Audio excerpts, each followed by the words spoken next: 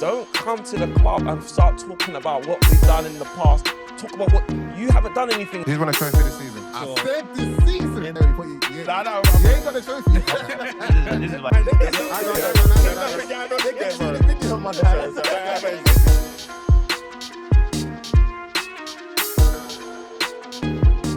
Welcome back to another episode of Podcast Pundits. And I'm going to be your host with the most. It's not even close. And I go by the name of Striver, so you can call me Striver. And I represent the Premier League champions. I represent Arsenal FC. I represent the best team in the country. I mean, it's not club duty, and if it's international duty, I represent England. Obviously, we've got the World Cup on the horizon. And I represent Nigeria. We never made the World Cup. But you'll be super glad to know I'm not here rambling by myself. However, my fellow podcast pundit's gone missing. I don't know where that Donnie is. Arsenal won the Premier League Championship, and apparently he's got babysitting duties. I've never heard of that one before. But where's he at though? I don't know where this guy is. So I had to call in, man. I had to call in on a couple of originals and a couple guests, a couple familiar faces. But you know what? We'll start off with the Manchester United fan, because you know what? We've missed him. We've missed him for a while, man. Like since the Fantastic Five kind of dispersed for a little bit. Everyone's been back, but we ain't seen Donnie. Like, I mean, I don't know if it was he was still mourning Ruben Amorim. I don't know what was going on. But today's a guest, but he's actual podcast pundits furniture. But I'm gonna let him reintroduce himself for those that's forgotten his voice. Yo, it's Dre, man. Back on the pod. It feels good. As you already know, Man United fan, back in the booth. But yeah, Ruben was a fraud, man. So since Carrick's been at the wheel, I'm loving life again. But we'll see how it goes. But yeah, man, it's been a crazy season for us, bro. Crazy. It has, man. It has. You've gone from Ten Hag to Amorim to Carrick. Are you happy that he's full time? But I said if it wasn't Carrick, then it would have to be someone like Luis Enrique, and I don't think he would have come anyway. So we just have to go with what we've got, see how it goes for him. I know the listeners and the viewers they don't know what to expect when Draymond's on the mic, because they used to have a lot of complaints that he didn't represent properly. So we'll see what's going on. And obviously, man, we got another return here. Again, I don't really like calling him a guest, man. Call me what I am. Call me what I am. But you know what? You heard the voice, familiar voice. He calls himself the man of many club faces, but it's only right. It's only, I can't even keep a straight face. But it only makes sense that he comes through with the only face that matters at the moment. Oh, is that my time to speak? Yeah. Yo, Della, the man of many clubs. Obviously, Arsenal to our die, representing, we do. Newcastle, they be what they be. And some breaking news, guys. As some of you guys may know or may not know, I only supported Man City because of Pep. Pep he announced he's leaving. I'm leaving too. Whoa! What? So Man City, yeah. We've moved on. So you got Man City out. Yeah, we had good times. That was good. Yeah. 10 years. What's going on? We won a treble, multiple Premier Leagues, FA Cup, Carabao Cup, Community Shield. But all good things have come to an end. So yeah, my time at City is over. Well, it's the summer now, so I may start speaking to other clubs. But for now, it's Arsenal and Newcastle. Wow. I want to say I respect that, but I don't. I don't. Nothing. Until Pep signs another club, then I'll go. Until then, it's just me and Newcastle. I feel you, man. I feel you. So whilst you're wearing your Arsenal, you know what? Now we'll get to the Arsenal coronation in a moment, man. It needs to be quick because I'm kind of hot. Go to around, let me take off my jacket. I understand why you're wearing shades. I get why I'm wearing shades. But there's another guest in this room, and I have no bloody idea why this pussy is wearing shades. Yeah, and you know what? I'm sorry to have to start off like this, viewers and listeners, but this guy makes me entirely sick. I'm going to let him introduce himself. Come on, it's your boy Donnie Darko, Danny Danko, the Wolf of Relegation Street. We ain't leaving, baby. We back. Come. Wow. You make me sick to my stomach, Strauss. Oh man, hey, I was so angry, man. West Ham did their job. I was like, Moyes, like, you done us a favour. You got one more to do, man. Get these guys out of here. Did not want to see this guy on the podcast ever again. Well, obviously with Spurs surviving, it was only right that we brought him back. But we'll get into that. We'll get into that in a little bit more detail. But before we do, we've got a Prem champion at once. We've got a winner amongst us. Yeah, What? You thought it was just going to be Strives and Della. No. We had to bring in the big dogs. We had to bring in another champion of England. He's a returnee guest, but I'm going to let him introduce himself. Hello, Bobby Hendrix, representing Arsenal. Enjoying life right now. I don't even know what to do with myself at the moment, you know. Yeah. Every day I wake up, I'm smiling. I'm not used to that. I was waking up smiling. No, honestly, great season. Great to have all you guys on again, familiar faces. Let's get to it, man. Sure. I love that, man. I love that, man. So obviously now you guys know who's on the panel with us, who's joining us today. I'm going to just let you guys all know where you can find us, man. We're on every digital streaming platform. We're on Apple Podcasts. We're on... Dennis Strada's making me laugh. You couldn't even wait for the intro to be done. Long cuz. Yeah, man, we're on the Amazon podcast, we're on the Google podcast, we're on Apple It's all podcast. sticking to me now because I'm sweating. So yeah, man, that's just look for us. Podcast Pundits, tell a family friend, tell a friend, tell a family. That's where you're gonna find us. And on social media, it's Podcast Pundits _ on Instagram, Podcast Pundits _ on X, formerly known as Twitter, and it's Podcast Pundits on TikTok and Facebook. Like, comment, share, subscribe. Rock with us, man. You know we rock with you back. And look, man, before we get started with this, what to let you guys know. This is gonna be with me moving forward. This used to sit beside Joey Nomadic, but this is gonna be with me. But before I do, man, I want to just want to hand this over to my fellow champions, man. Let's just get this. Just hand it up with care, man. Yeah. Woo! Yeah, that look. So you already broke the top off. Hey! I've done this many times with Man City, but this one feels different. No guard of honour here, no. Nothing. Nah, we're good. Don't touch it. Don't touch it. Yeah. Give this back. Thank you very much. Thank you very much, sir. Thank you very much, sir. And I don't think the podcast can continue unless we get like a guard of honour from everyone. I think it's only right. Like the Premier League. This is the first time on the show that we've had a Premier League. We've had Premier League champions. I'll fight every single one of you. So I don't know. I feel like a guard of honour is in order. Like, You guys still do it? Just a round of applause is fine, to be honest. I don't mind, man. Like, It's customary, don't it? yeah, I don't mind. Like, I'll go for it. Well done. Well played, Arsenal. I can't hear your round of applause, Darko. My hands Thank you, hurt, Jay, man. man. My hands hurt. I've been carrying. No. You got. I'm happy anyway because I said Arsenal from the beginning. So Yeah, you've been saying Arsenal for a good couple of seasons, to be fair. So at some point you had to be right, but I feel like this is great for the country. I feel like this is great for England, and the reason why I feel like it is, I know Darko's shaking his head. The economy's going down, bro. This ain't great for anything. You know what I feel like? I feel like this is great for England because Arsenal have done it in the way that I feel like every club, like you're sitting there right now with Carrick appointed, you don't know what your future holds for Manchester United. That's true. And I bet you would love for your process to go the way that Arsenal's did, where your club will back a manager, irrespective of what certain fans might think. Yeah, hold tight, Strives. Yeah,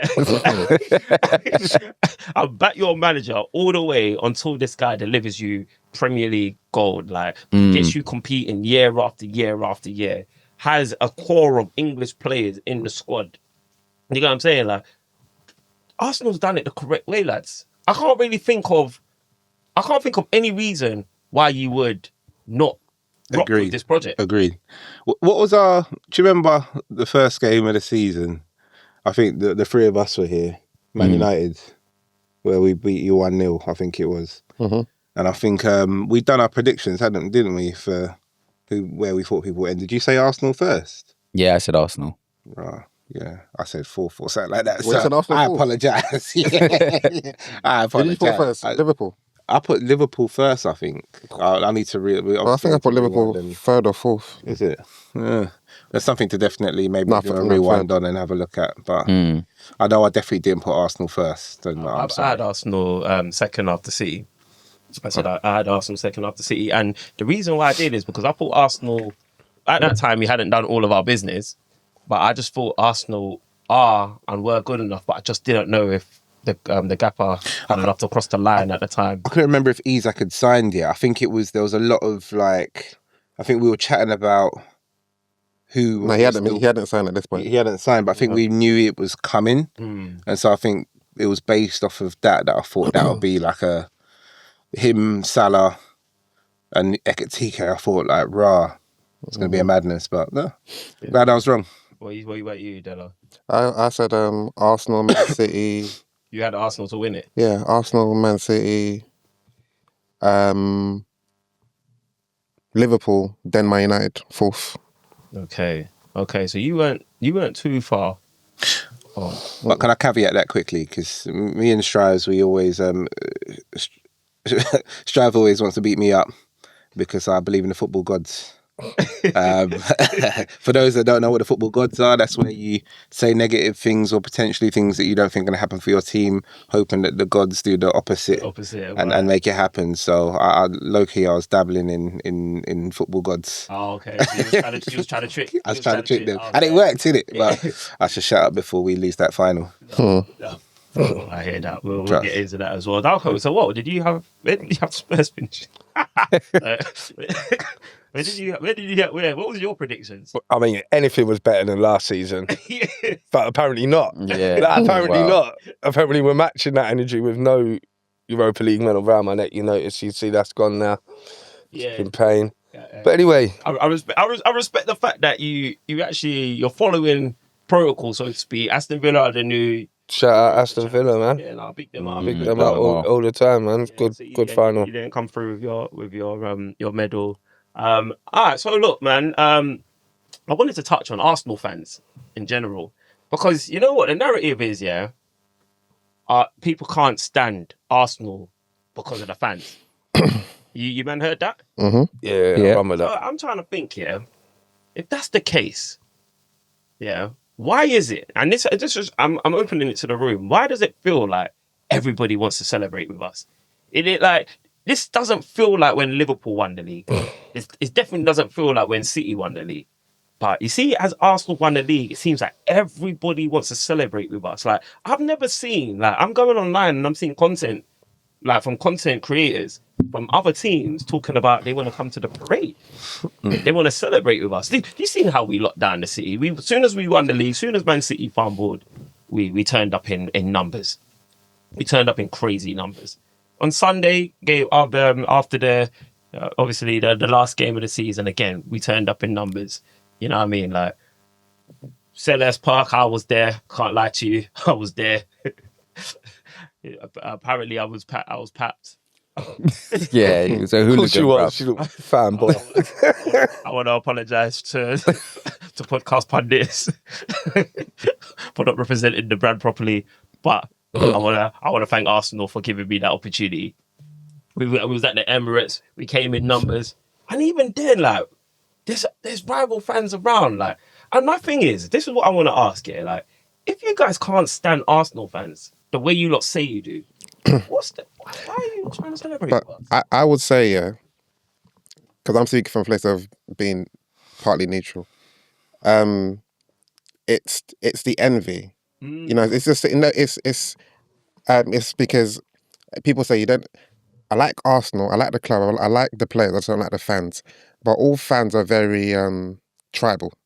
You know what I'm saying? So you can't say I don't like the fans, because if it was if it was you and your team, let's use the Bruno Fernandes situation as an example. If Arsenal have done what Man United have done, where you're taking team pictures and celebrating one person getting the assist record, they'll call it cringe FC. But all I'm trying to say is this is what football will do. This is what football fans will do. But when it's Arsenal, because maybe they may have like a large fan base, and let's be real, the people that say they want to celebrate with the Arsenal fans are Londoners that support Liverpool or Man United. When your team wins, you need to catch a train in advance, book your hotel to experience this. That's word. But that's the difference, because it's on your doorstep. How can Tuesday happen just like that? Just like that. You know what I'm saying? And that's what it is. So therefore, it's like, oh, wow, it's going to be a vibe. And that's why I don't understand how, if you're from a certain place, you support a team that's all the way there, because you can't feel this. In order for you to go to Liverpool to feel it, Yeah, but how you do do it? supported Newcastle. And that's Arsenal. hey, stay in. I said you supported Newcastle. No, but hence why I support Arsenal, because Yeah. I grew up and I understood what it's meant to be like. And you can't support a team that you can't touch it, you can't feel it. You know what I'm saying? And it's like, I'm gonna go and watch my team. All right, babes, can you get childcare? It doesn't make any sense. That's why they hate Arsenal, because they are seeing what they want their teams to be doing and they can touch it. It's tangible. And that's all it is. Because you can't say, I like the club, I like the players, I just don't like the fans. All fans, majority of them are the same. But I think, Very tribal. I think Arsenal's also like big. Like, I know this will sound crazy, but like, or you're gonna be hating it, but Arsenal's bigger than a football club. Like, it's a culture. It's a community.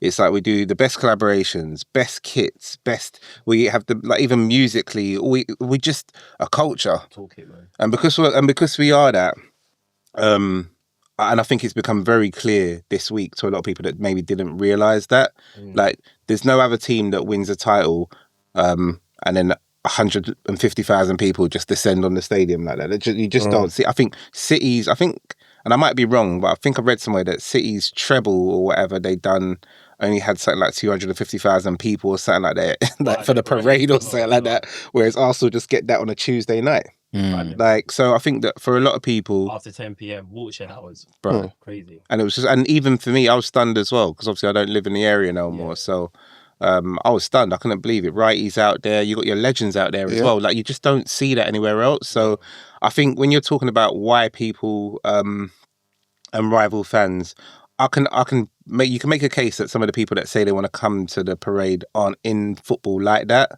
Maybe they're just people, they're just a bit casual, maybe. So I'm not going to put it on people's heads like that.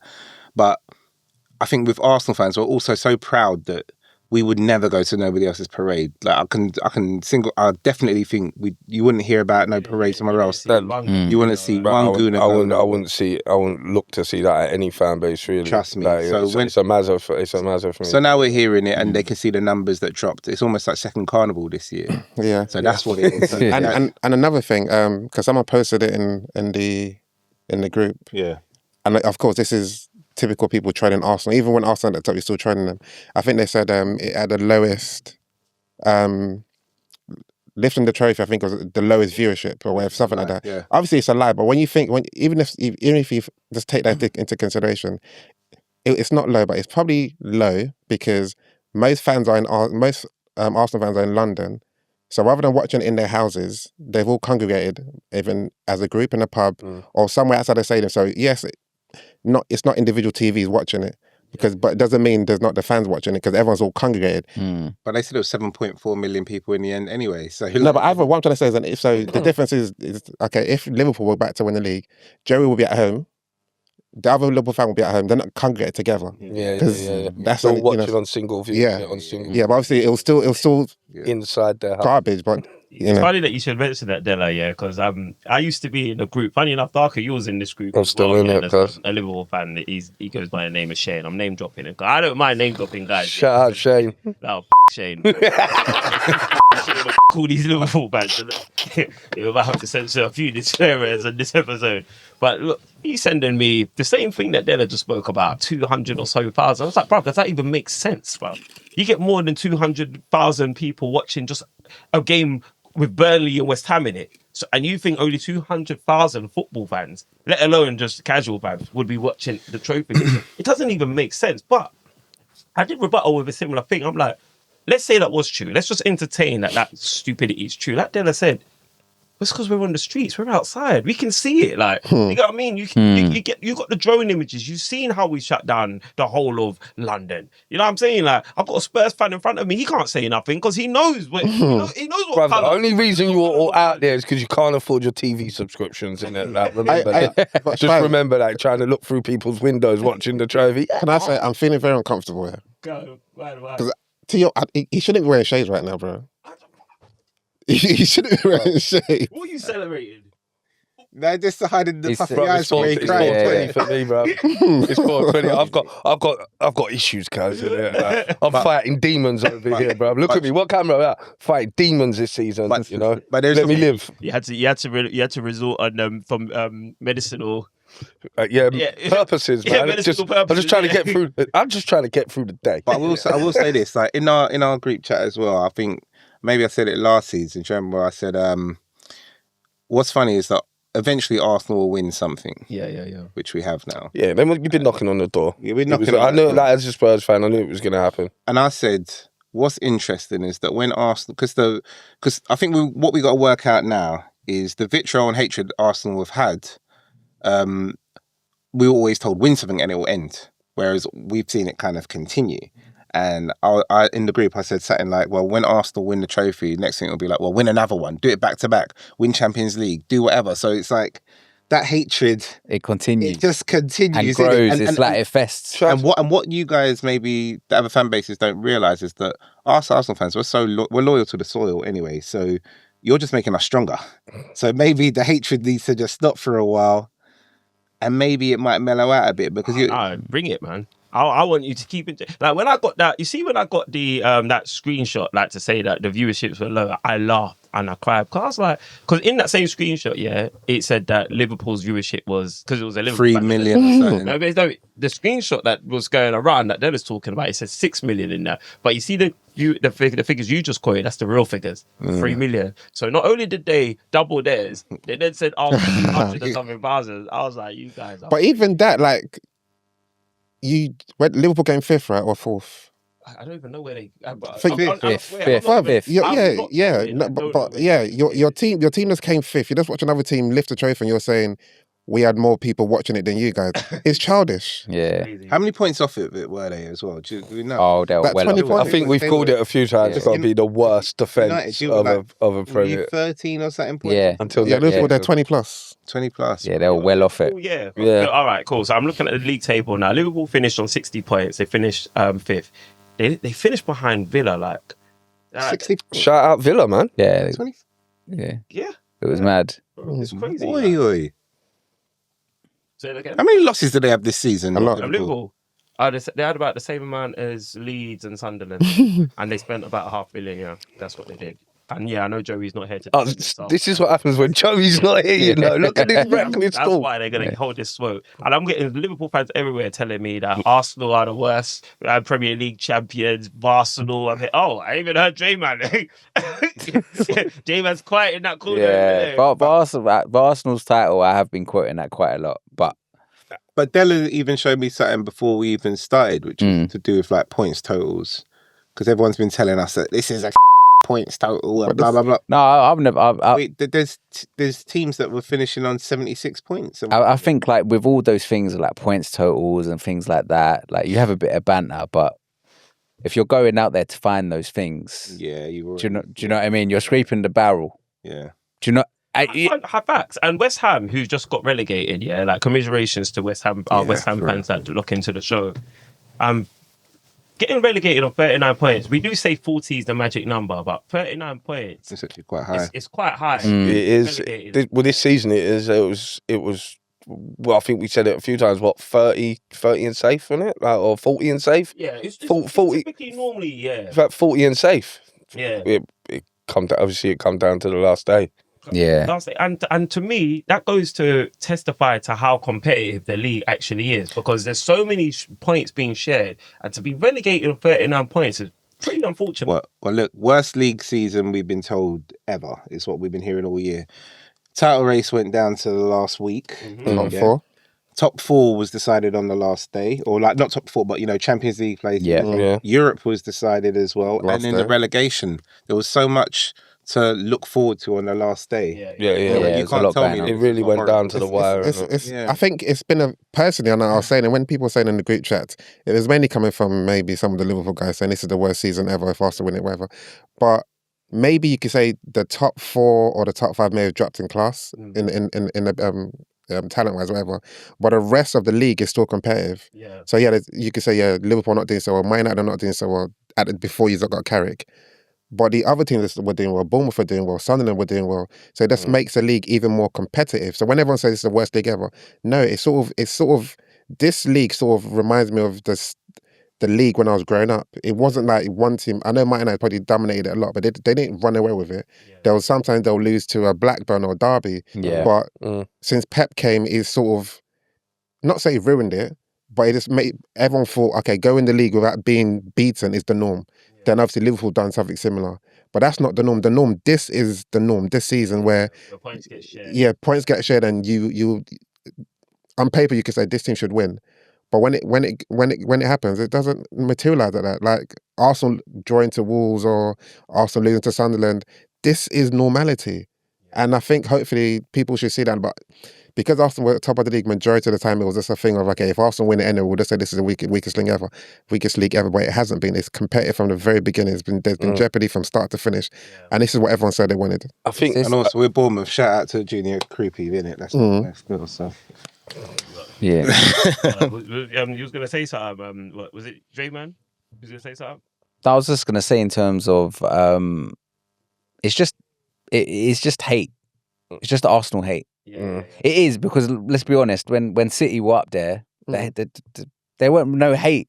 People didn't really care. But you know why it's easy to not care, because like You don't respect it. That's No, there's no fans. So no fans, so you ain't got no fans on your doorstep. That's Yeah, show you. Like Darko is sitting there thinking, I can't stand the fact that Arsenal won it. He's got to see me and hear from me every day this summer. But you also we don't respect it either. Like, look, when Man City started winning stuff, there was a definite correlation with the P's, isn't it? Yeah, for sure. definitely. And because of that, there's an expectation that they do it anyway. So because of that, I think all of us deep down, even though we like to act like we're not bothered about certain things, like the best team wins, we already know that. Like even like January, man just went and got Semenyo and Gay, just like that. Yeah. You know why I think that though? You know why I like that, Bobby? Because it's like, and I especially like it, especially with Pep here, because it makes the Premier League win for us Feel better. It does make it feel better, but at the same time, in regards to City's dominance over the last decade or so, like you have like Chelsea fans like that Rory Jennings geezer saying, "Oh, I don't care if my team loses. I want City to beat us." And it's like, are you dumb, bruv? Like, yeah. but are you dumb? Yeah. Like, fair. I think he's got a good point. What you think? What you think? Rory had a good I can't wait point. to see you as well, Jay. I can't. Hey. No, I got guys to call out. Hey, I can't wait to see Jay. Hey, you better come back on this episode, man. I got smoke for you. But quick one, like quick one. This is what Bobby's saying. When all these fans are screaming that they wanted, I have a valid reason for wanting Man City to win, but that's ignoring me. But when most people wanting Man City to win, for me, it doesn't make any sense. And I think from this moment onwards, no club should talk about Man City's 115 charges, because you can't be talking about a team wanting having 115 charges and say we want them to win, but you know all this thing that's behind them. So why would you call for them to win? Now, no team apart from Arsenal can talk about Man City's 115 charges, because Chelsea fans, you didn't care. So you know what, you want them to win. United fans, you want Man City to win. Liverpool fans, you want Man City to win. So now you can't. No, to win over Arsenal. Yeah. No, but if they're the to win, closest to us, yeah, then you wanted them to win. Yeah. So if that's the case, then in one breath you can't say I want Man City to win. But actually, let's talk about their 115 charges.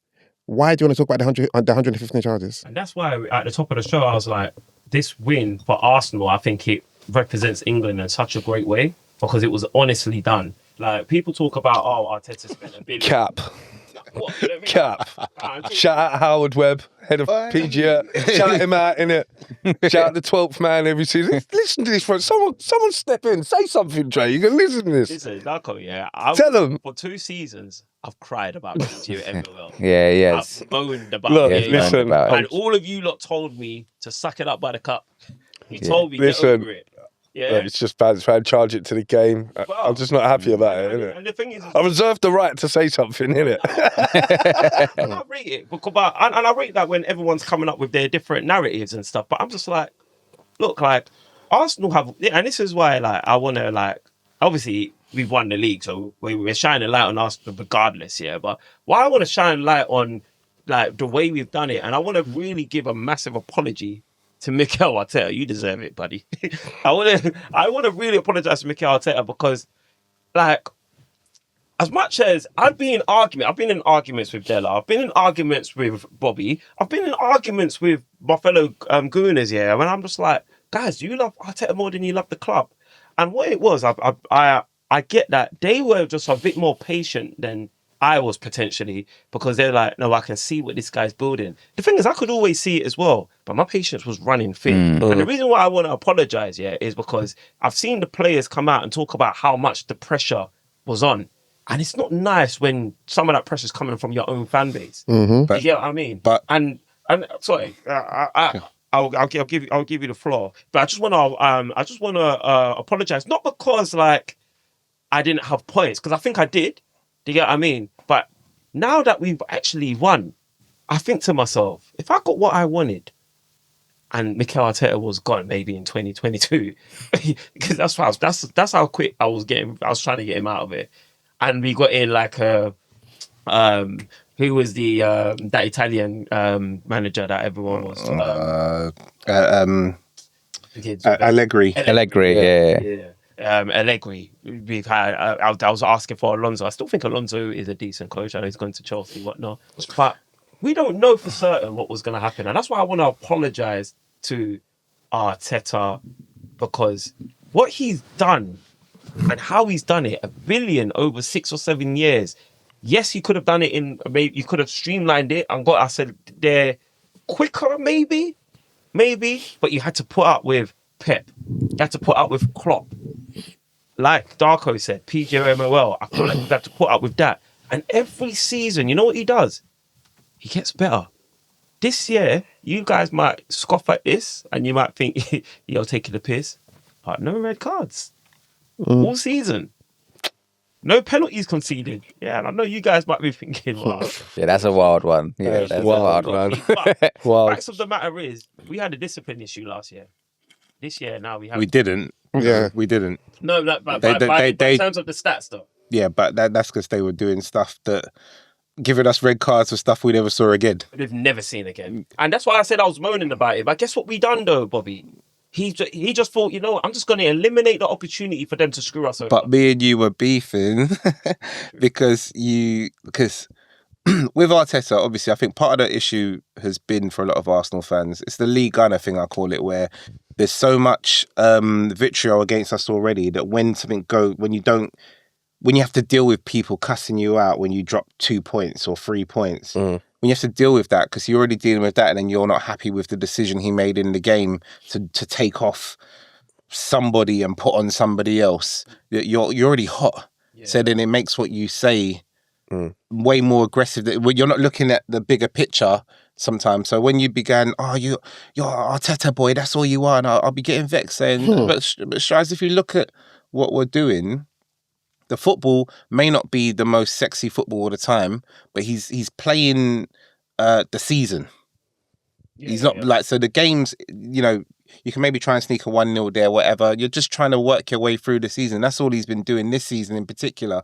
So I've heard Arsenal fans saying to me, and I've done it sometimes as well, where I thought the footballs look trash. What are you saying now, though? Do you want to, I don't want it to... this football again? Not particularly. Okay. And I think that going into next season, because the monkey is now off their back, I feel like that the performances will get a lot better, a lot easier on the eye. But you can't play sexy football this time and be told you're naive, which is what we've been told. Yeah. And so he just changed it, and it was difficult. And when we dropped points, we were also vexed. We were like, why are we not going for it? Why are we not going for the jugular? Yeah. And I think that's what was getting to you. Whereas I just realised quite early on that Arteta wasn't trying to do sexy football to win this league. He was trying to like play the percentages, get it over the line. And do you know what? Fair play to him. Like, I think even this week we've seen a new side to Arteta a little bit. I think everyone has, where he seems a bit more human, because I think he's always been more. It's sorry to interrupt you, say he's always been more human, but there's just something that's over Arsenal whereby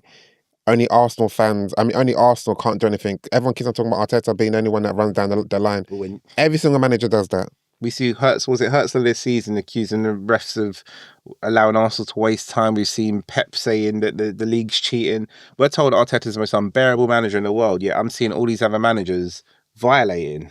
100%. And no one talks about it. But when Arteta goes out of his little box for a second, it's like, look at him, he's outside again. It's like, I feel for the guy, man. But now De Zerbi's at the Spurs. They'll see De Zerbi's just as like involved in the game as an Arteta, When instead you're of losing, like they don't check for them things.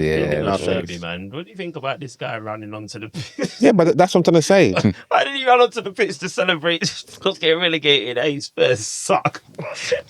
Hey, and you didn't want him. Don't even You didn't want him in the club as well. You the same way I owed Mikel Arteta an apology, you owe him an apology. And apologising to no one. All right. Listen, that was shameless. There's some questions, gang, that need to be answered at my club. Vicario, the way he's doing up little bro on De Zerbi's back, like trying to get a piggyback ride. Like, you've been dead all season. Don't you dare jump on his back. Like, look, go on, shout out De Zerbi, innit? He got the job done. It weren't good. It went down to the last day. It was gritty. Like, it was the worst 14-minute, that extra time, that injury time is the worst 14 minutes of my life, man. But did you think things were going to get better when Barrington Levy left you guys, or? Nah, not even. Like, it's just a scapegoat, innit? Like, it's just someone to blame. Oh, yeah, that was days. You know, you came up with Richard Darlison. But I love that. Like, that stuck with me. Big Bob, stuck with me. And I still do. I still hate it. I call him Richard Darlison to the day. Yeah, no, I'm just straight Richardson, the boy from Romford. Nah. Shout out Doug, though, because I had a little Gokkerez Richardson thing. He's printing money with that bit. Yeah. Shout out Doug. Before we get on to the bums that are Spurs, I want to ask you, man, obviously we know how the Gunners feel, yeah? And I'm including Della in this because he's wearing his Gunner face today. So obviously we got Dre, man, United fan, Darko, Spurs fan.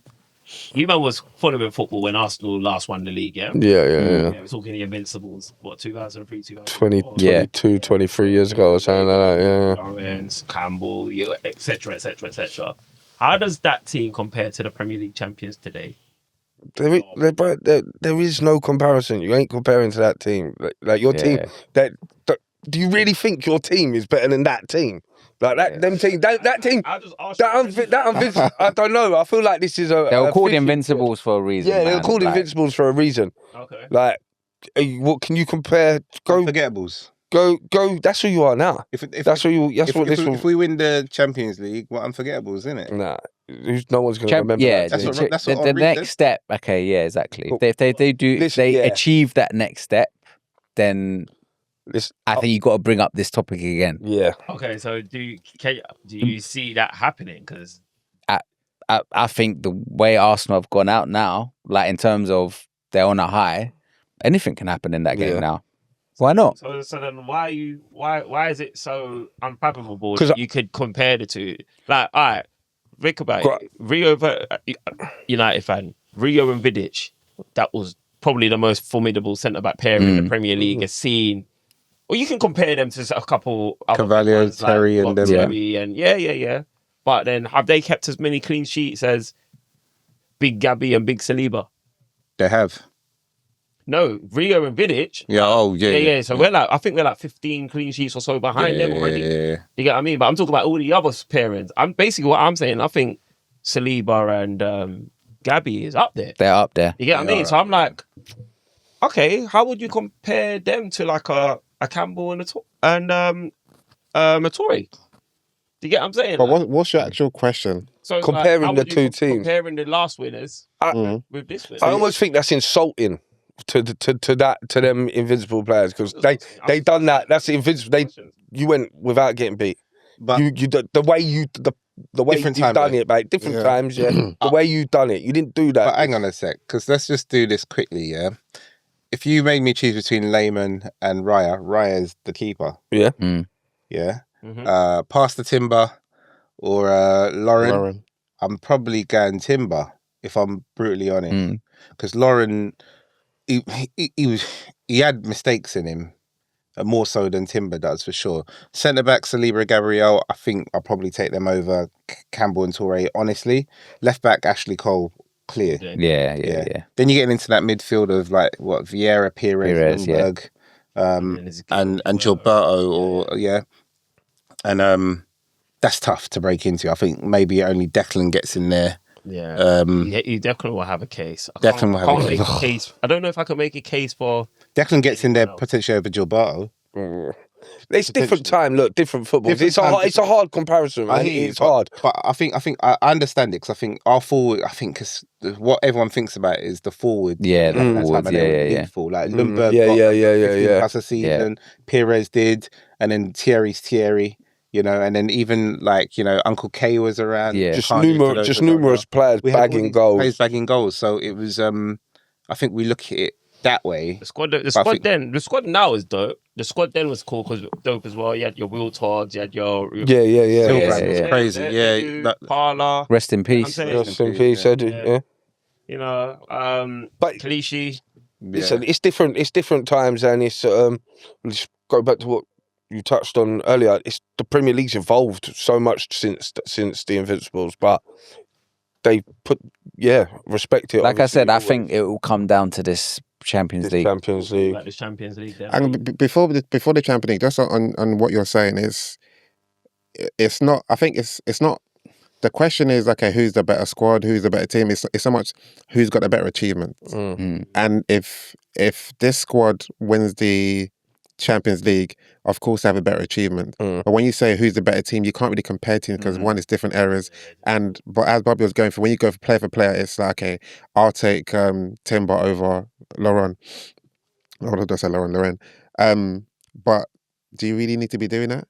But essentially, from an eye test perspective, everyone will say the Invincibles is a much better team. But then when you look at what this team's currently doing, you can't discredit them for what they've done. I think they've best defensive records in Europe.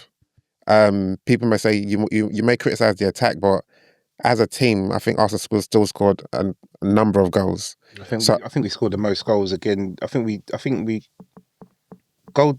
If it went to goal difference, maybe City may have pipped it by like 2 or 3. But overall, it was going down to the last week goal difference. Yeah. Maybe. But overall, in terms of course, everyone says Arsenal attack hasn't been great. Yeah, probably hasn't been great, but for a team to have won the league without such a great attack, I think that's scary. It's scary because everyone says, "Oh, Mikel's not good at attack or this, that, whatnot." It's scary to think that Arsenal won the league this season without Odegaard playing that many games, Saka playing that many games, Havertz playing that many games, and the thing is, it's the players that people don't really rate that much, like a Gyökeres. Remember when I said that a striker and we crossed the line? Hey, remember everyone here when I said that? You man could all crucify me for my Arteta thing. Remember when I said get me that striker and we win everything? Remember when I said that? Yeah. But yeah, it's that striker and a Madueke who had to step in more times than was required to do is what got Arsenal over the line. It was, of course, Saka played, but no one expected someone like a Madueke and Gyökeres playing as many games as they did. And this is why the attack was probably disjointed, because 1 week Saka's available, 1 week Odegaard's available, not available. 1 minute Eze's available, next minute Gyökeres he found form and he gets injured.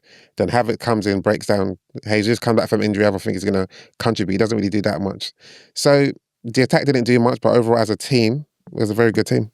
And obviously, you man are saying that we might be called the unforgettables if we win the Champions League. Well, talk to me about it, man. PSG versus Arsenal, like. You know what? I think we do it. I think Arsenal's going to win it. I think so too. And you know why I think Arsenal's going to do it? I think Arsenal just needed to believe that they were those guys. Mm. You know what I mean? Like, like not to boast, but I saw my boys just the other day. They was lifting that trophy up, and I saw the way they looked at that trophy. And they lifted that trophy up. This bad boy. I could see that they believe that they're them guys. They know they're the champions of England. You'll never sing that. You get what I'm saying? They know that. And when you go into a game, knowing that, all right, you're playing the best in France, but we're now the best in England. They've lifted that. They want that again. I think They've with that, seen how we've turned up. I think with that as well, sorry to interrupt, I think with that as well, because they played them twice last season, and I personally feel like they felt that they could have got something out of those 2 games. And hence why when Saka said, when it was Henri that was speaking to him after he's like, We know who we want. yeah, we know who won. And that's because I know from the outside, everyone be like, Arsenal lost, Arsenal got battered. Arsenal never got battered once. You know what I'm saying? The game was very close and very tight. Obviously, the first leg, Partey never played, so Arsenal was without someone that was instrumental to their teams. And then Declan Rice played out of position. Who was the midfielder with him? Was it Marino? No, Marino was playing up top. Yeah, he was up top. So who was the midfield of Declan then? Declan, In the first leg? It probably would have been Georgie, maybe. I think it No? was Who? Jorginho. No, Jorginho didn't play the first game, did he? First leg? Because Partey. Oh no, Partey missed the second leg. No, Partey missed the first leg. He missed the first leg. Yeah. Yeah. Then who? I don't even think he even played. That's the thing. I know. Anyway, but that first leg was only 1-0, right? Yeah, Dembele early goal. Yeah, and I think It even came off the post. yeah, and I think that I don't know if it was against a runner player, but anyway, that was that one goal. The second leg it was 2-1 or what? And we had like in the first 15 minutes, like about 4 or 5 chances to score. What was the final score in that game? 1-0. They beat us 1-0. In the second leg? And the second leg was 2-1. 2-1. And on both games, who was the man of the match? The goalkeeper. Exactly. Yeah. So no one can't say Arsenal got dominated, right? If your goalkeeper gets man of the match. So that's why I feel like they feel confident. We've got a much better squad going into this game. Like, so I imagine, like, I think I was saying it last week, on the last week's episode. I was like, bro, like, when you're going in with a squad and Nathan Butler, a Deji, pick him up, like, he's your striker that's coming off the bench. Now we're going in with Glock 14, who's Victor Gyökeres, either leading the line or being deputy to Kai Havertz, who his goal against Burnley won us the league. Oh, let's have it right. You know what I'm saying? This guy's a winner. Madueke, like, for all the abuse and the banter that he got, Madueke, like, I'd be saying some nasty stuff if Joey Nomadic was here. I'd be saying nasty stuff to him right now. Madueke showed Salah how it was done, bro. But we know what we hope or wish for, but what would you guys... You're asking what they're hoping for? No, as in, like, what do you actually genuinely think? Like, because obviously us Arsenal... I think it's just going to be... I'm with Dre in it. Anything now that you anything. Yeah, it's going to be a cagey game, man. Obviously, PSG, they're not stupid. I'm gonna shout out the football gods and say that you're gonna win. They don't speak Tottenham. Yeah, I speak parcel tongue, cuz. It's football gods don't speak Tottenham. I'll be doing juju, the Lord. I'll be going all down all routes, man. I'm hate watching. Yeah. Oh, you've got no business. Be a long summer. You just about escaped a freaking showdown with Bill Bro. Wellington City. I was on the way to Sellers Park, yeah, and I can't remember, like, I was on the way there late though, and then some guy was like, "Oh, are Tottenham winning?" I was like, "Yeah, they are, man." He goes, "What's happening in the Hammers game?" I think at the time it was still 0-0. Yeah. He was like, "Oh, but, like, it's what, for heck's sake. Sorry, Keys is gonna be crazy. Fucking crazy." He was getting ham. And then I started thinking about it. I was like, yo, it's gonna be mad. Because I live around them sides myself. I'm even thinking even council tax. Apparently council tax gone up if you live in the Newton borough because Why? Yeah. Oh, because of the stadium. Yeah. And then it's costing taxpayers money and that. Wow. That's what you get for renting your mad. stadium.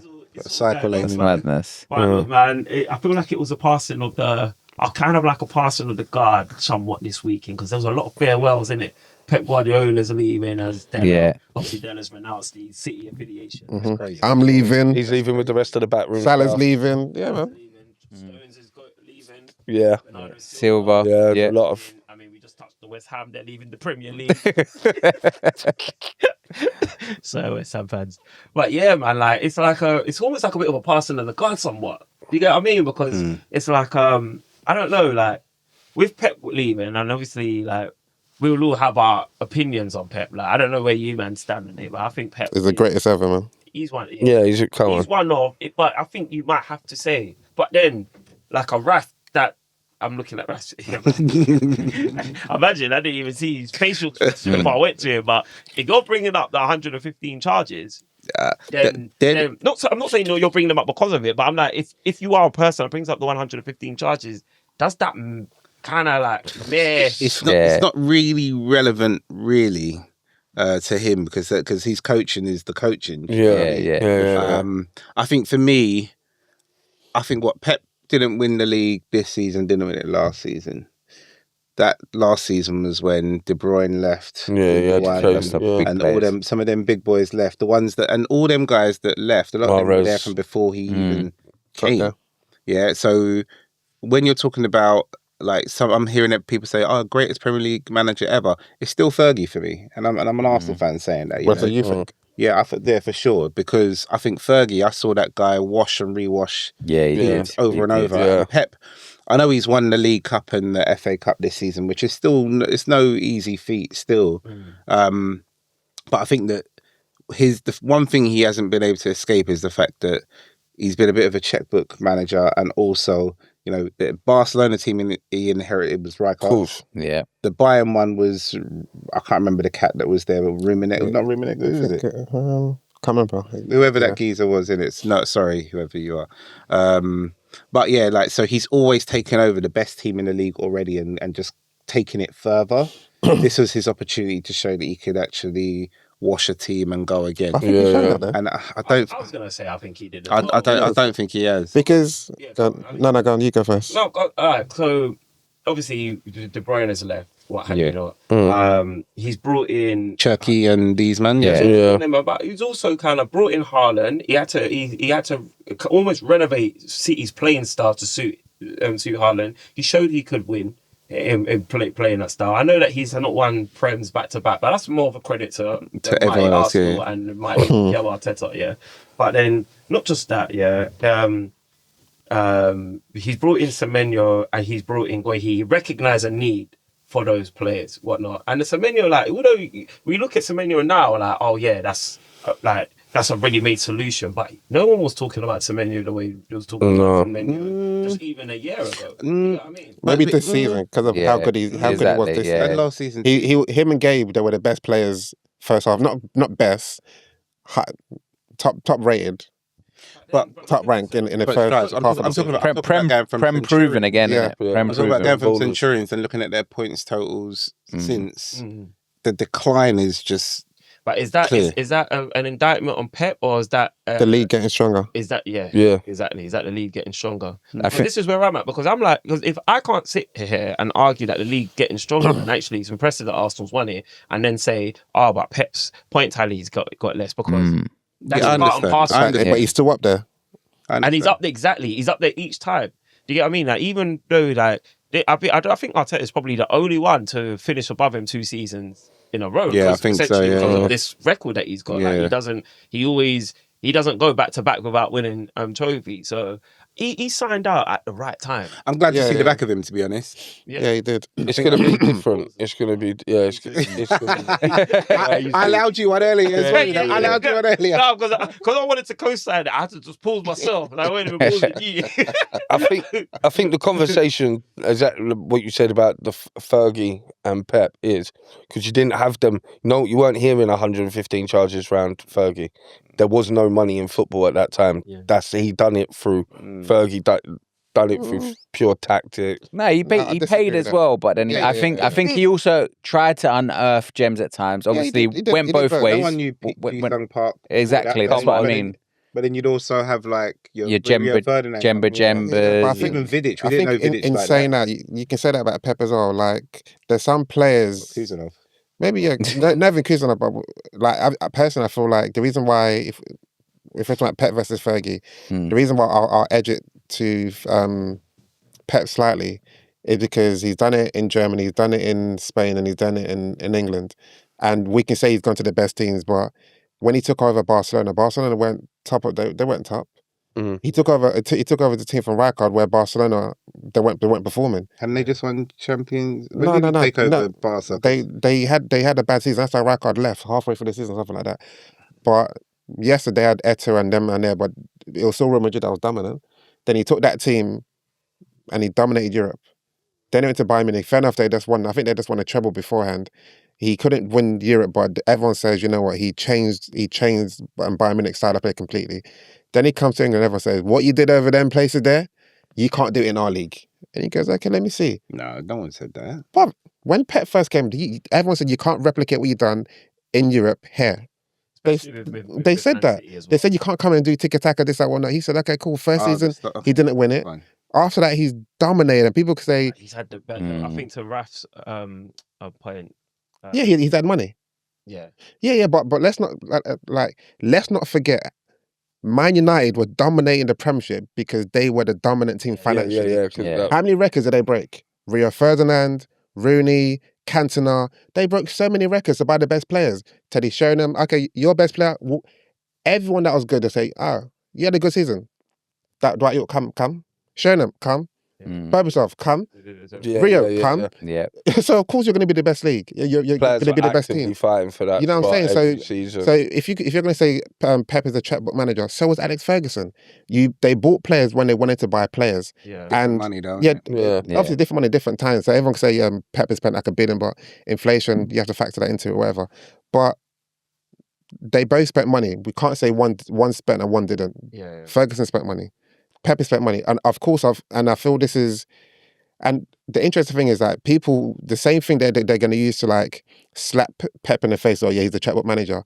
But when an Arsenal's going up against that, no one's saying, you know what, this is what they're going up against. Yeah. You know what I'm saying? So we have to, and this is my argument with football people and football fans.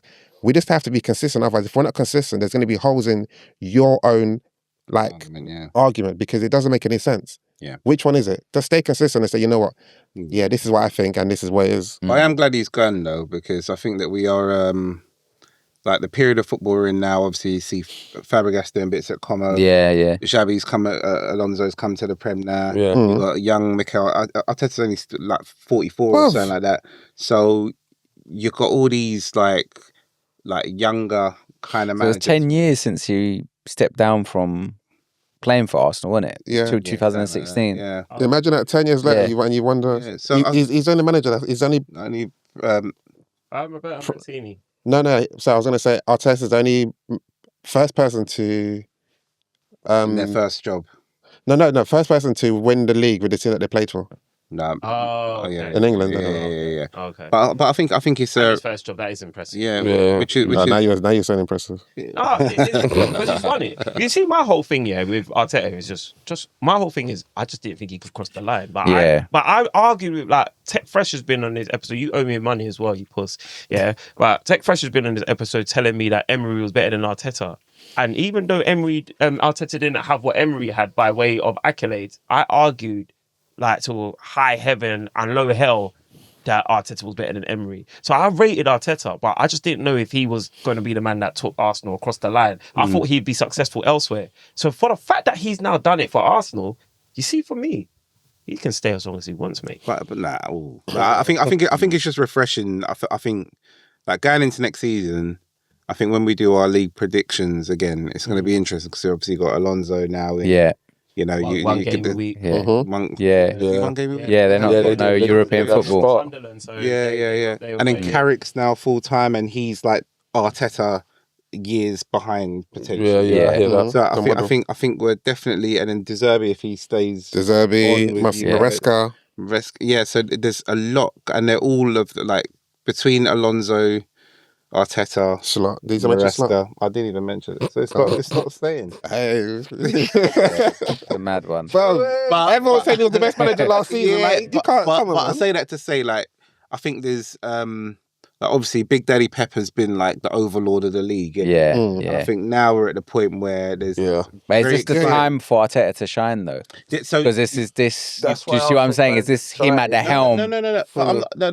I'm excited because it's a whole new.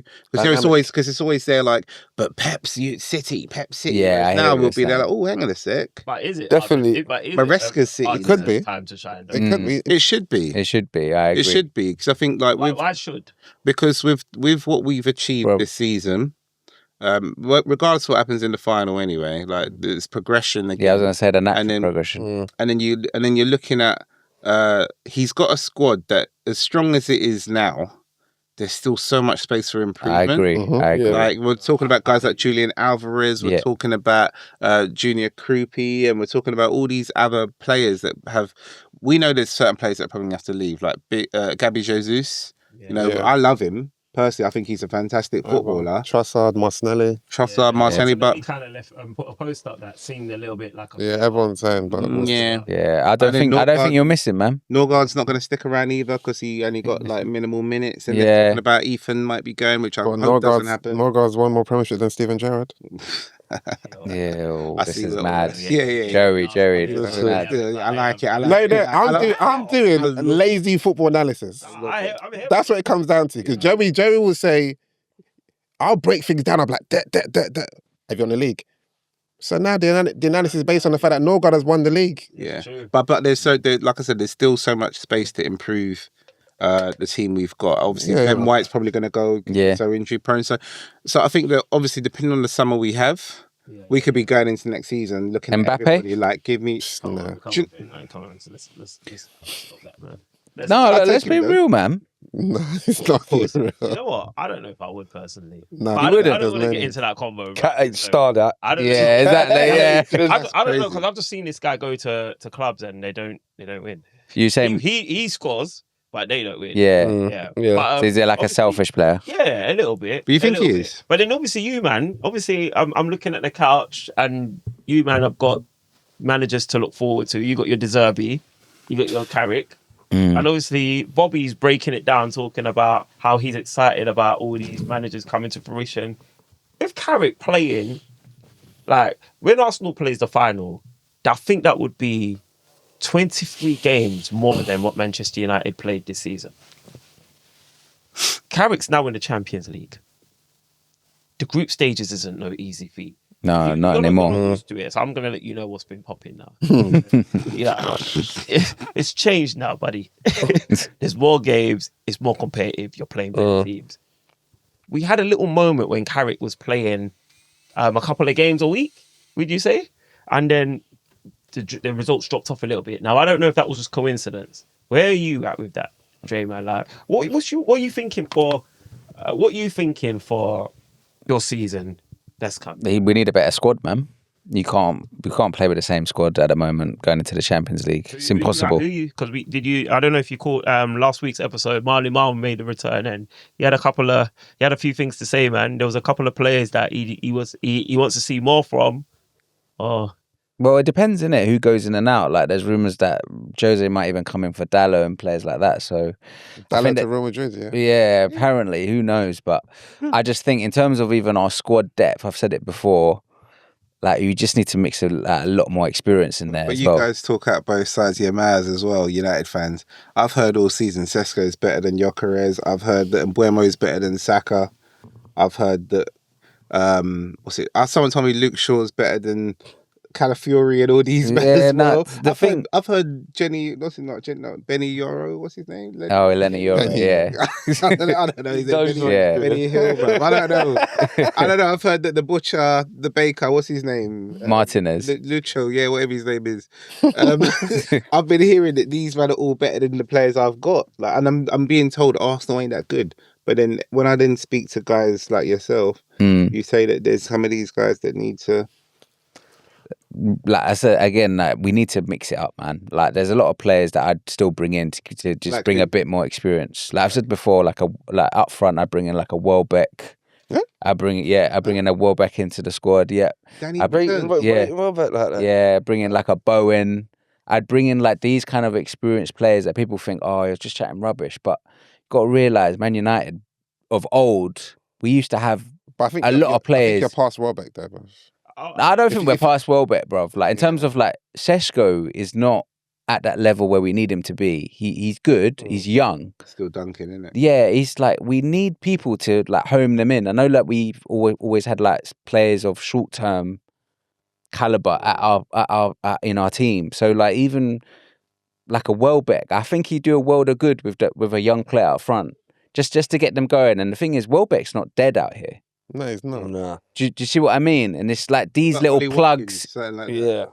plug Watkins. the holes. Like, are you like managing your expectations, or is this the level you just think United's at? Because like you didn't say, "Oh, I want another striker." You actually named a striker, and we're talking about a former player playing up, Brighton. He didn't even make the World Cup squad and whatnot. That's what you're saying is gonna.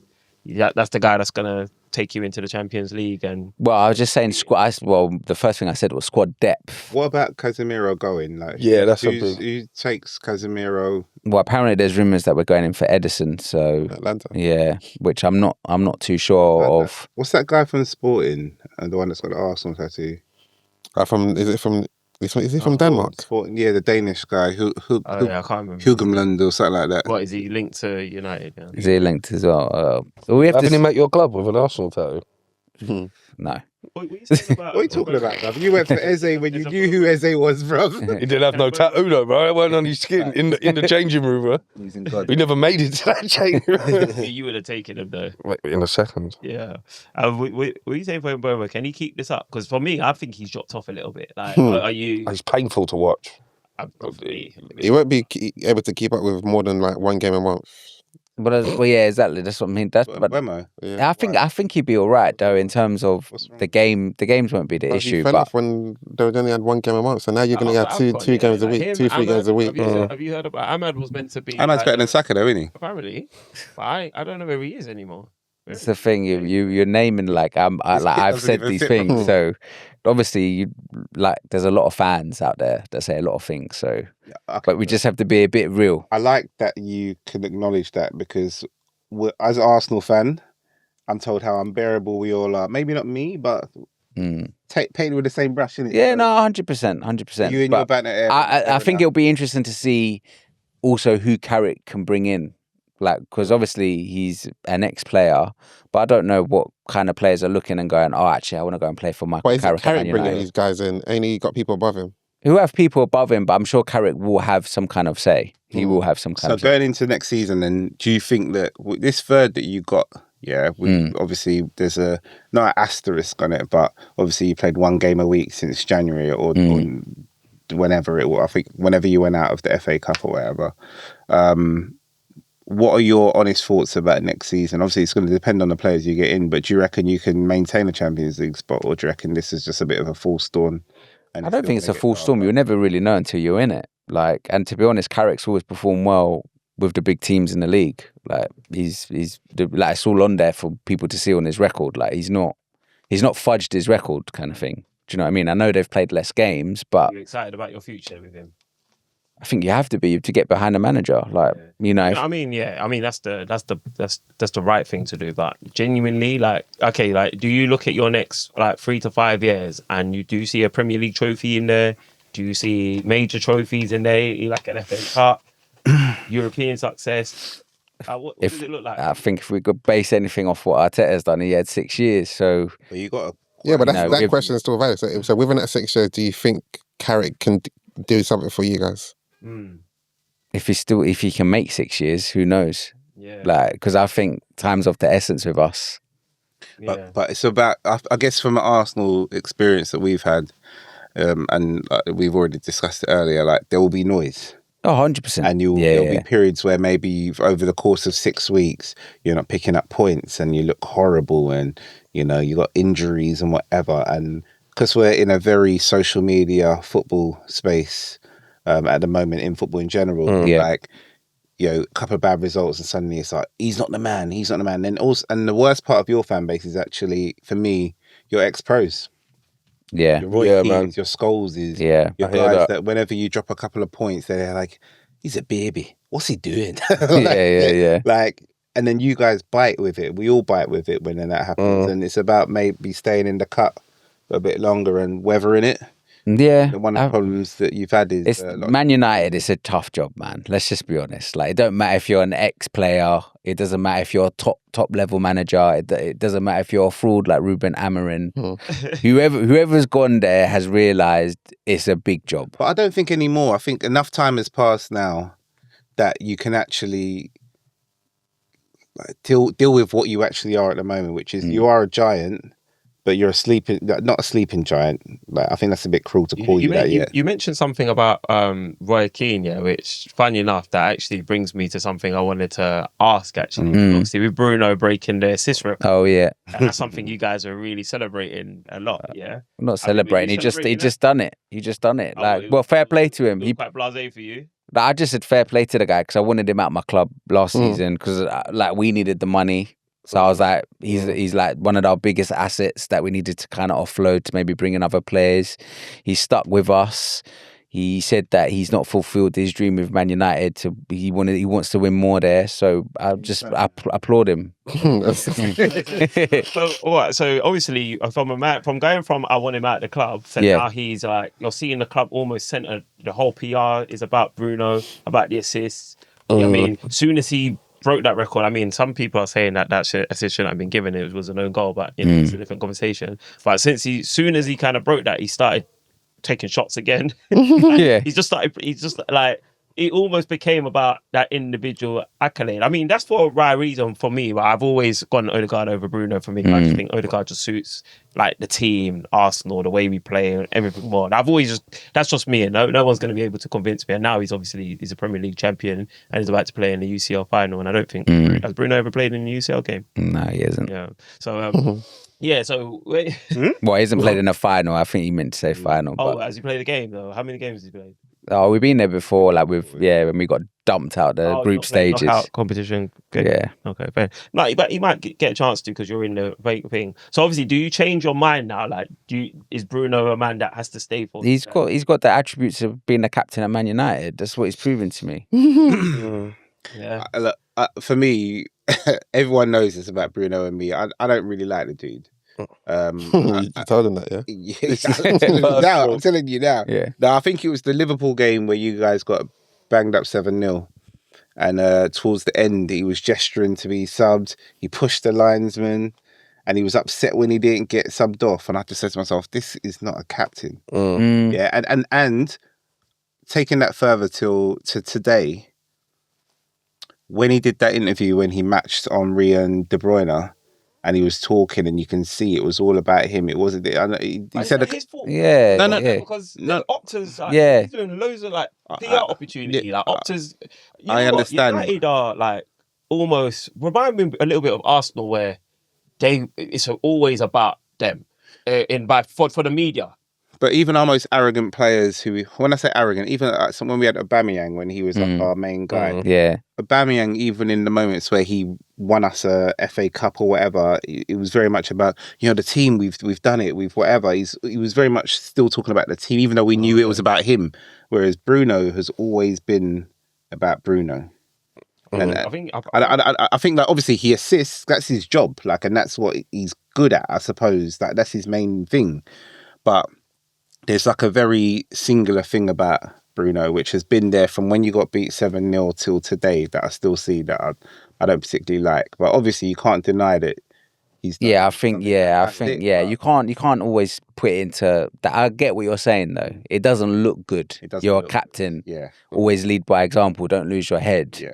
But that's just like, unfortunately, that's just him. That's part of his passion. Yeah, like you see him, he'll squabble, like. or he'll keep going up to the referee to argue about something stupid. But or say, for instance, like, I know, because the argument was between him and Declan Rice for who player of the season was going to be. You've seen something in the players just in recent weeks that shows you got one guy who loses a game and turns to his captain and says, "It's not done." Yeah, and he's like G'ing his teammates up. That's a guy. That's a leader. Bruno, for me, he's just not. I think when the going gets tough, I've seen Bruno hide or complain. You see him pointing at his teammates, shouting at them, telling them to. I remember with Garnacho, he used to always be like, yeah, but is that not? That's just him just being passionate about like. But when your team is struggling, Yeah, okay, I know what you're saying. It looks bad on the eye, but I think it's his frustration that we're so. I do think Bruno is a quality player, but for me, and I just don't know that he is. When I've heard people make takes like Bruno would fire like an Arsenal to a title, for instance, I'm not sure that I don't think he buy would. it personally. And I think maybe that's where Bobby's coming from. He's a little bit about himself. I think I get him. I think maybe some of Bobby's examples are might be a bit harsh. But I think the sentiment of what he's saying, I kind of agree with it overall. But I mean, I hear that, and obviously I feel like we're just to hurry things along. I want to give this guy an opportunity to talk about his freaking. He's Scroll down. We're not talking about Bruno being player of the season. You're not talking about Salah leaving. right. You're not talking about Robertson. Yeah, but I mean, we spoke about that bum Bruno for too long. No, but I shouldn't call him a bum, do man. I don't think he helped himself with that interview afterwards. Yeah. Footballers Writers Player of the Year, but Which I I don't. spoke about it last episode. But to be fair, so I get it. Like, Okay. where I've kind of done it, but Yeah. I hear it. So we can talk about it briefly. Do you think he deserved it? No. Who deserved it? But there's so many people personally that deserved it before ahead of him in terms of, like, let's say football writers. For me, a football writer, as in the story of, I said in the group chat, the story of what Semenyo did this season is more worthy of what Bruno's done. I agree. Because let's say, for example, he was doing it at Bournemouth. He was thinking it was the best attacker in terms of numbers at a team like Bournemouth when United wasn't doing so well. He's now gone second half of the season, gone to a Man City team. I personally think he was slotting straight away. He continued doing exactly the same thing in terms of getting numbers. Cup games, scored in every single cup, cup round. Scored in the final. Scored Pep's last goal at the Etihad. That's a football writer. That's that, because Bruno got an assist, and I feel like it's too simplistic. Okay, you got an assist, but we're not factoring the context of how he got those assists, which is fine. It's not too much of a big deal. But when you're playing one game a week versus all the others who are playing 3 games a week, even Pep saying, no, okay, we played the FA Cup on a Sunday, then we have to play a game 3 days later. Bruno didn't have to do that. When United did that, so what you mentioned earlier, they lost, or whatever they did, and then you got people, when people say, okay, when they put Declan Rice as an argument, but look at his numbers compared to Bruno's, they're doing 2 different things for their teams. You know what I'm saying? And if we're going to talk about numbers, Kante won Player of the Season when Chelsea won the league, and I think that season someone got some. That season, so I think it was I saw it somewhere. Alexis Sanchez goals and assist numbers were pretty high, and Arsenal came second or third. Anyway, there wasn't any contention about you should be player of the season. Kante won player of the season because of his contribution to Chelsea's team. He got 1 assist or 1 goal. So his role is very different to everyone else's. And I feel like everyone said, okay, well, it's not the season. It hasn't been a season of attackers. Then give it to a defensive player then. You can give it to Arsenal defense, Raya, Ben White. You can give it to Semenyo for what he's done. To Gabriel. Who's your player of the season? I'll give it to for me, it'll either be Raya or Ben White. Not Ben White, sorry. Raya or Declan Rice. Bobby? Who's your player of the season? Who's your player of the season? Mine? Do you know what? Before you even mentioned Semenyo, I was thinking of Semenyo. I thought this season he was unbelievable. When City got him, because I think he grew up an Arsenal fan as well, so I was desperate for us to get him. Obviously, we got Donnie. Wow. No. But I still say that signing makes more sense than Semenyo in terms of playing on the right. Yeah. But I wouldn't have minded Semenyo in Jan. on the do you know what I mean? Who would your guy be? I don't know. Mine definitely. I think it's either Semenyo or Rice. For me. Obviously, there's a shout for David Raya as well, because I think everyone's been saying that the reason why is because because he's had a brilliant defence in front of him, but some of the saves this season as well have been phenomenal. Yeah, he's done well. He's been solid. But I think probably for me, if you had to force me, I'd say Rice. But Semenyo is literally right next to him for me. A shout though, irrespective of the midfield. But obviously Bruno's his achievement is dope. But I think when you couple it with United only played 40 games, The context of the season. Yeah. I personally, that's what I said. I said it in previous episodes. I wasn't that impressed by it, but and obviously I know you, man. We spoke about Salah and what he's doing a farewell. Liverpool legend. Do you get what I'm saying? Liverpool legend. Where I was so like just besotted with what was going on at Arsenal, I didn't really see any of the tributes towards him. But I mean, yeah, I feel like it goes without saying, man. Salah is one of the Premier League greats, like probably one of the best Up there. Yeah, to grace the Premier League.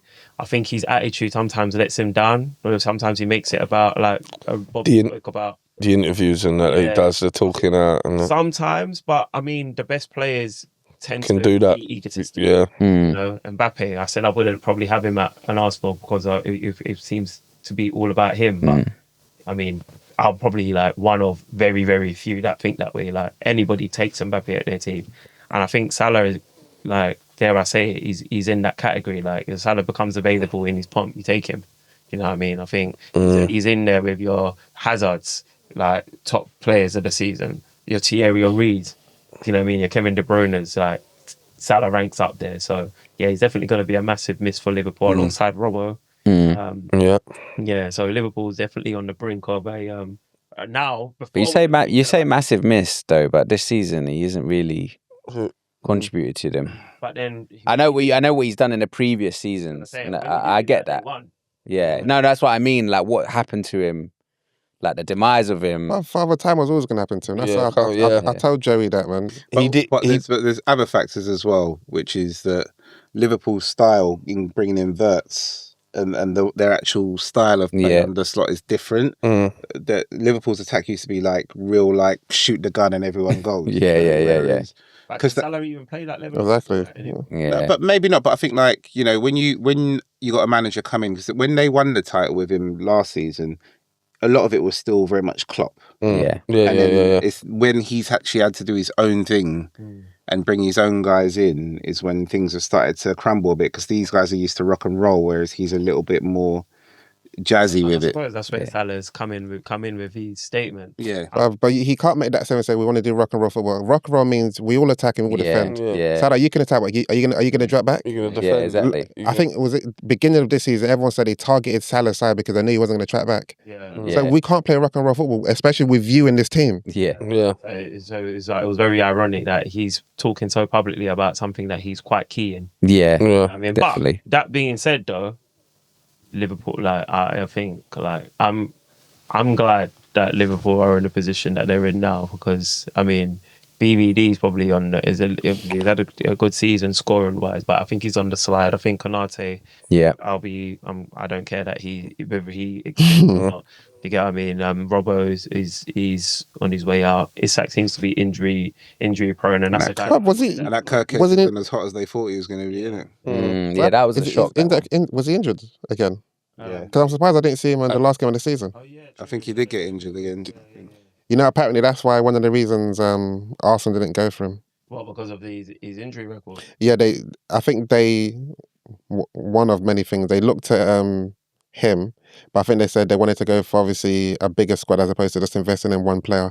And in addition to that, they didn't feel like he had his body was durable to last the whole season. Okay. But Joey said, we were talking about Isak's injury record before, and Joey was trying to say, in our group chat, he was trying to say that when you actually look at his injuries, he hasn't actually been injured for that long. And I support Newcastle. This guy, there were some key games he wasn't available because he just came out of nowhere and just injured. Pro Evo. Yeah, he's not, his body's not that durable.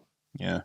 And Newcastle, sometimes they weren't even in Europe. So if you're going to go and play for Liverpool, where you're required to play game every 3 days, you know, not used to it. But like with any team, it doesn't matter who you are. You go through that rebuilding phase. It's always going to be squeaky bum time. Like, yeah, but 500 M's. So. Yeah, but I still think even with that, I still didn't see it being like an amazing. But it was for 500. It was apart. I mean, Verts and Ekitike came from abroad. Yeah, exactly. Kirkes that was already. Yeah, Kirkes has obviously been a shock for most people. Isak has been injured mainly. Didn't really do much. They got that defender from Italy, but he got injured. They got injured straight away. Yeah. Yeah. So all right, cool. So Yeah, Salah, big freaking player for Liverpool. So like I said, I mean, I feel like it's a passing of the guard, man. Next year, like the go-to guys are going to be a lot different now. You know, everyone like Liverpool's going to have to kind of rebuild. City's going to have to rebuild, especially with their Darko going and Bernardo Silva going, Stones going, what have you not. Arsenal, like we're probably going to have a couple of guys out the door, and can we push on? Alonso is going to just have the one game a week. But he's a new gaffer. Like, can Chelsea, I think, have finished in the top 4, like maybe once or twice in the last decade or so. Yeah. Serious? It's been really bad. Wow. Yeah, so then the natural thing to suggest is, Alonso's going to be the guy that thingy, but it might not necessarily be that. So there's a lot, man. There's a lot to. And there's financial implications with Chelsea, I think, as well. Yeah, so I mentioned it yesterday, I think, saying that they posted record losses, haven't they? Yeah. So, I mean, I don't know how they're going to function. Like, they'll probably try and sell another training ground or something. But I think apparently they said that loophole can't be done anymore, so. We'll see. So that's what I said. If I'm Arsenal, if I'm Arteta, I'm just going to go up to Caicedo and ask him what the little boy inside of him says. And just see if you can just start trying to pattern him out of there. Because I think some of them guys, they can't be there. Do you know what I mean? They're all on long contracts, though. We spoke about that. They're like 8 years, and that's wild. Yeah, but that's just to bring their costs down, though, isn't it? Their costs down, yeah. Anyway, let's see what happens. I don't really care. Like, long may they suffer. Man. Obviously, Darks, man. What did you to give me a little rundown on I've got all the next season for that, baby. I'm back. All that. Yeah, man. But yeah, I think we need to bring this one to a close. We had to rush it a little bit because we had to start it a little bit later, whatnot. So I didn't really get a chance to find out exactly how you're feeling about you being here next year, man. But yeah, we'll have to get you back in, man.